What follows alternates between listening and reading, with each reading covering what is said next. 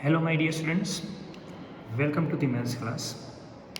Today we will learn about a triangle and parallelogram, how to find the area of triangle and parallelogram.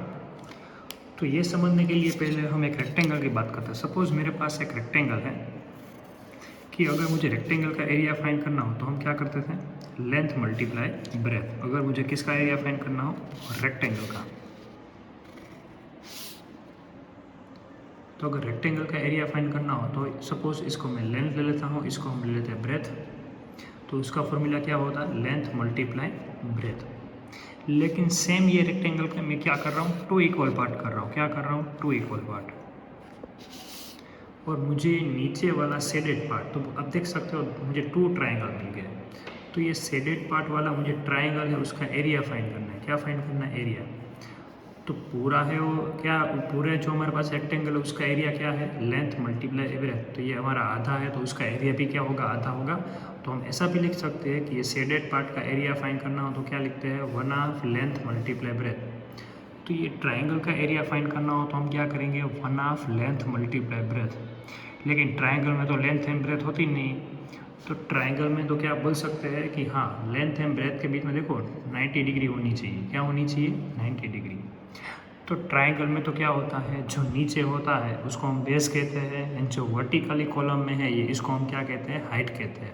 लेकिन ये length and breadth का relation क्या है, तो बोल सकते हैं दोनों के बीच में परपेंडिकुलर, मतलब एक एंगल, राइट एंगल होना चाहिए. क्या होना चाहिए, राइट एंगल. तो ही मैं क्या बोल सकता हूँ, हाइट. तो ट्राइंगल में हम क्या करेंगे, जो लेंथ है उसको हम क्या बोलेंगे, ब्रेथ. तो सपोज ये शेडेड पोर्शन ही है, उसको हम क्या कहते हैं, इसको हम बेस कहेंगे. क्या कहेंगे, बेस. इसको हम क्या कहेंगे, हाइट. क्या कहेंगे, इसको हम हाइट. तो फॉर्मूला क्या हो गया, 1/2 मल्टीप्लाई बेस मल्टीप्लाई हाइट. लेकिन सारे ट्राइंगल में हमें पहले बेस एंड हाइट पता होनी चाहिए. Suppose here left side one figure is given, base है लेकिन हाइट मतलब आप इसको ले रहे हो. हाइट मतलब क्या है कि बेस एंड हाइट के बीच में क्या होना चाहिए, 90 डिग्री होना चाहिए. क्या होना चाहिए, 90 डिग्री. उसको ही मैं हाइट बोल सकता हूँ. यहाँ देखो ये, इसको हम हाइट नहीं बोल सकते. सपोज यहाँ मैं डिफरेंट टाइप ऑफ मैं ट्राइंगल ड्रॉ कर रहा हूँ. तो यहाँ देखो ये क्वेश्चन में इसको हम बेस कह सकते हैं एंड इसको हाइट कर सकते हैं, क्योंकि यहाँ क्या हो रहा है, 90 डिग्री फॉर्म हो रहा है. क्या फॉर्म हो रहा है, 90 डिग्री. लेकिन सपोज मैंने कुछ ऐसा ट्राइंगल ड्रॉ कर दिया, तो ये ट्राइंगल में हाइट कहाँ होगी, तो बोल सकते हैं जो बेस होता है उसके ऑपोजिट में जो है, यहाँ हमें एक परपेंडिकुलर लाइन ड्रॉ करनी है. तो यहाँ मैंने एक लाइन ड्रॉ की, तो बोल सकते हैं 90 डिग्री यहाँ फॉर्म होता है. तो इसको हम हाइट कहेंगे, इसको हम क्या कहेंगे, बेस कहेंगे. बेस एंड हाइट के बीच में क्या होना चाहिए, 90 डिग्री फॉर्म होना चाहिए. क्या होना चाहिए, 90 डिग्री. यहाँ भी 90 हो रहा है, यहाँ भी 90 हो रहा है, यहाँ भी 90 हो रहा है. तो हमें ये पता होना चाहिए कि कौन से ट्राइंगल में कहाँ बेस है, कहाँ हाइट है. बेस एंड हाइट के बीच में क्या होना चाहिए, 90 डिग्री. तो एरिया ऑफ ट्राइंगल का फॉर्मूला क्या हो गया, तो एरिया ऑफ ट्राइंगल का फॉर्मूला हम लिख सकते हैं 1/2 बी मल्टीप्लाई एच. क्या लिखेंगे, बी मल्टीप्लाई एच. बी मतलब बेस, एच मतलब हाइट. सपोज यही ट्राइंगल है तो ज़रूरी नहीं है कि बेस मतलब कोई भी साइड होती है. सारी ट्राइंगल में कितनी साइड होती है, 3 साइड होती है. तो 3 साइड होती है तो सारे साइड के क्या होते हैं, हाइट होती है. मतलब परपेंडिकुलर हमें क्या बोल सकते हैं, हाइट ड्रॉ कर सकते हैं. हाइट को हम एल्टीट्यूड भी बोल सकते हैं. क्या बोल सकते हैं, एल्टीट्यूड. क्या बोल सकते हैं, एल्टीट्यूड भी हम बोल सकते हैं. सपोज मैं यहाँ एक ट्राइंगल ड्रॉ कर रहा हूँ.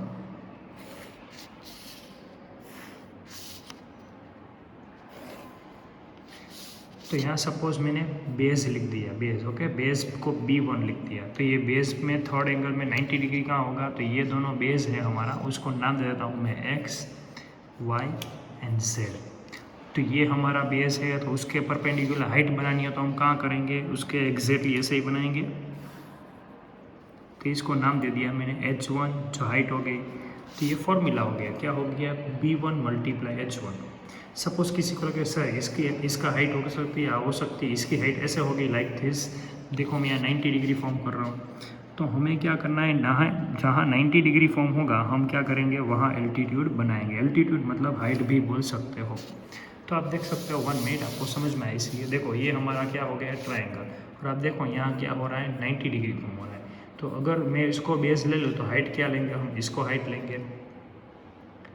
तो अगर इसको बेस लेना है तो हाइट ये हो जाएगी। तो ट्रायंगल में बेस भी 3 होते हैं एंड हाइट भी 3 होती है। ओके, कोई भी हाइट का मल्टीप्लाई किसी के साथ नहीं हो सकता। अगर जो बेस है उसके परपेंडिकुलर ही एक लाइन होनी चाहिए 90 डिग्री, उसको ही क्या कह सकते हैं, उसका हाइट कह सकते हैं। सपोज ये ट्रायंगल में ये साइड का एल्टीट्यूड कौन सा होगा, एल्टीट्यूड सारी साइड का एल्टीट्यूड होता है। तो ये साइड का एल्टीट्यूड क्या होगा, समझो ये क्वेश्चन है। 1 मिनट समझ में आया, इसलिए कन्फ्यूजन हो, इसलिए 1 मिनट। सपोज ये हमारा क्या है, बेस। तो इसमें 90 डिग्री देखो ऐसे होगी, लाइक दिस।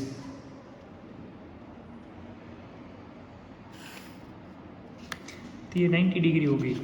तो इसको मैंने सपोज H3 के दिया, तो ये क्या हो गया, बेस 3 हो गया। तो ये भी साइड है, तो इसके अकॉर्डिंग ये कौन सी होगी, हाइट होगी। तो बोल सकते हैं ट्रायंगल में बेस भी, बेस मतलब तो नीचे वाला होता है, लेकिन हम ऐसा याद रखेंगे कोई भी साइड होगी तो उसके परपेंडिकुलर लाइन हो, उसको ही हम क्या कह सकते हैं, हाइट कह सकते हैं। तो ये क्वेश्चन में हम समझते हैं कि इसमें ये अगर बेस है तो हाइट ये वाली लेंगे, अगर ये बेस लेना है तो ये वाली हाइट होगी, अगर ये बेस है तो हम कौन सी हाइट लेंगे, ये वाली हाइट लेंगे। उसकी हेल्प से हम इजीली क्या फाइंड कर सकते हैं, कोई भी क्वेश्चन का एरिया फाइंड कर सकते हैं।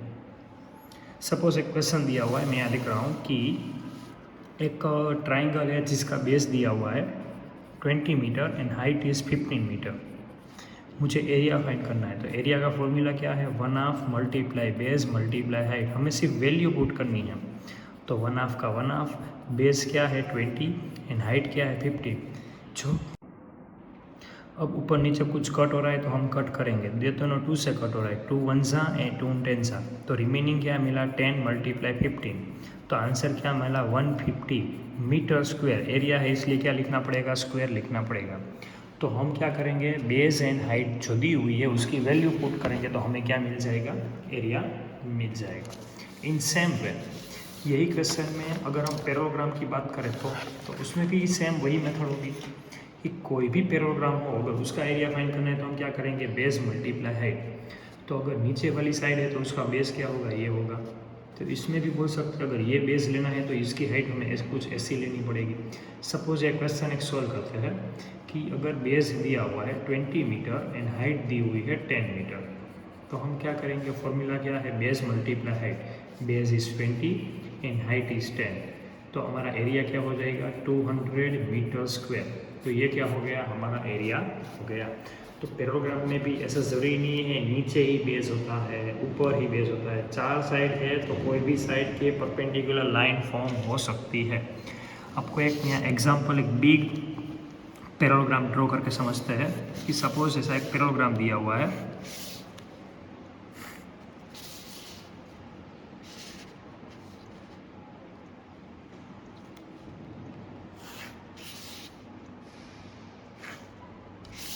तो सपोज ये पैरेललोग्राम है, कोई भी नाम दे देते हैं ABCD।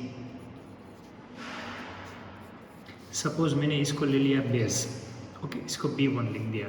तो बेस के ऊपर हाइट कहाँ फॉर्म होगी, हाइट कहीं भी फॉर्म नहीं हो सकती, पॉइंट के ऊपर से ही हो सकती है। तो यहाँ से देखो ये हाइट होगी एंड बेस एंड हाइट के बीच में क्या होगा, 90 डिग्री होगा। क्या होगा, 90 degree. Both are perpendicular to each other. तो इसको हम बोल सकते हैं H1 क्या हो गया, हाइट 1 हो गई।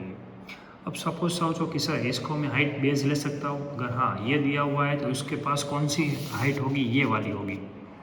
तो इसको हम क्या ले सकते हैं, देखो आपको समझ में आए इसलिए मैं इसको ऐसे रख रहा हूँ। तो यहाँ देखो 90 डिग्री ऐसे फॉर्म होगा। तो इसको भी हम क्या कहेंगे, 90 डिग्री। तो ये भी हाइट हो गया, इसको H2 तो ये B2 हो गया। अगर ये बेस दिया हुआ है तो उसकी हाइट यही होनी चाहिए। ओके, बाद में दूसरा कोई, तो कि देखो मुझे ये बेस दिया होता तो यहाँ देखो इसका हाइट यहाँ फॉर्म होगी 90 डिग्री। तो बोल सकते हैं इसमें एल्टीट्यूड कितने होते हैं, 4 होते हैं। कितने होते हैं, 4। अगर यहाँ होता तो हम क्या करते, तो यहाँ से हम एक परपेंडिकुलर लाइन ड्रॉ करते, ये पॉइंट से। तो ये भी क्या है, हमारी हाइट ही है, इसको H4 दे दिया। तो इसमें हाइट कितनी होती है, 4। और इसमें बेस भी कितने होते हैं, 4 होते हैं। 1 बेस, बेस 2, ये बेस 3 है और ये कौन सा है, बेस 4।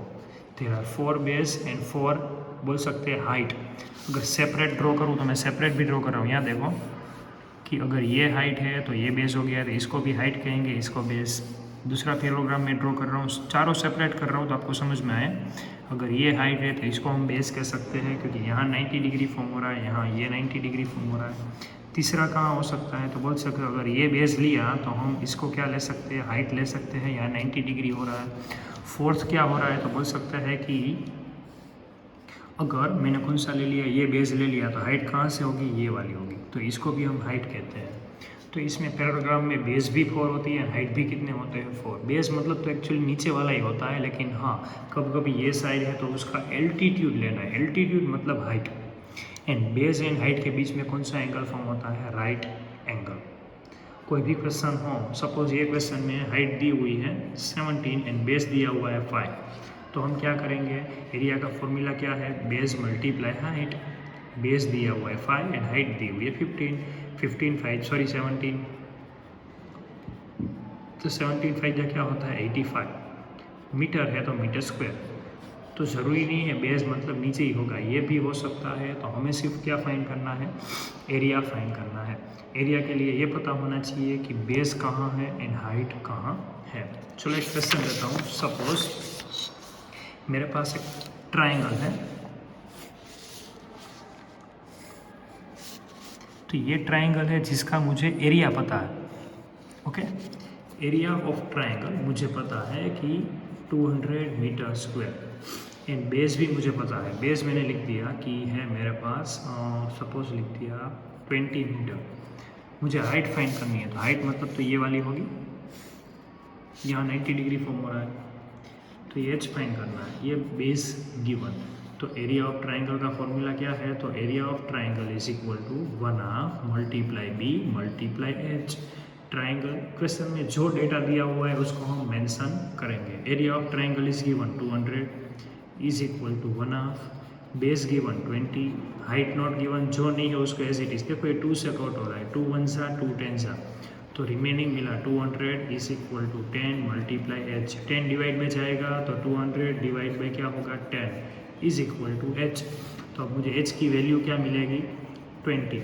तो ये क्या हो गया, हमारा आंसर हो गया। आई थिंक कुछ रॉन्ग किया हमने।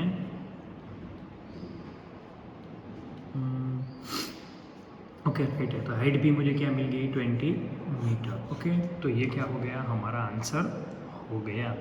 सेम वे अगर पैरेललोग्राम है, तो पैरेललोग्राम का कोई बेस एंड हाइट दी हुई। चलो एक क्वेश्चन ड्रॉ करके मैं समझाता हूँ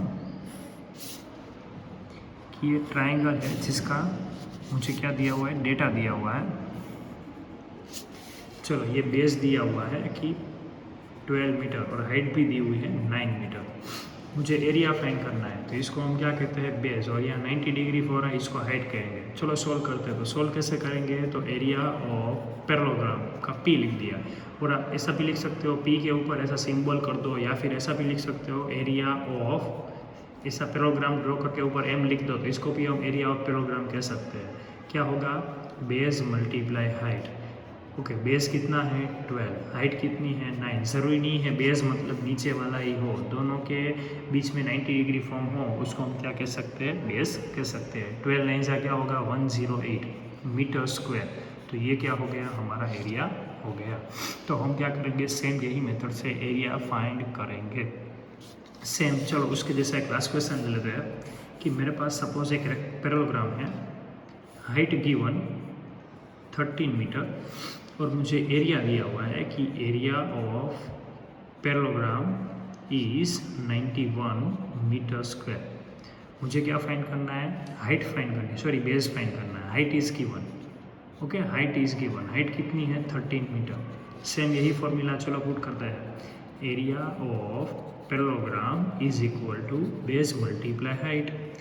पैरेललोग्राम का एरिया दिया हुआ है कितना है 91 is equal to base not given, height is given 13। Now 13 shifted opposite side, so divide में जाएगा तो 91/13 इज इक्वल टू बी। तो बी की वैल्यू मुझे क्या मिल गई 7 मीटर।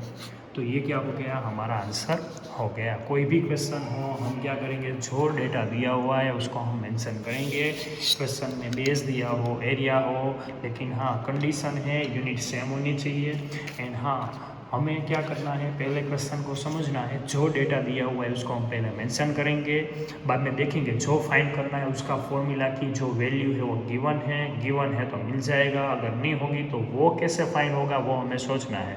जो हमने पहली वाली एक्सरसाइज की थी ये एक्सरसाइज हम वैसे ही करेंगे। Okay, thank you so much everyone, have a good day बेटा।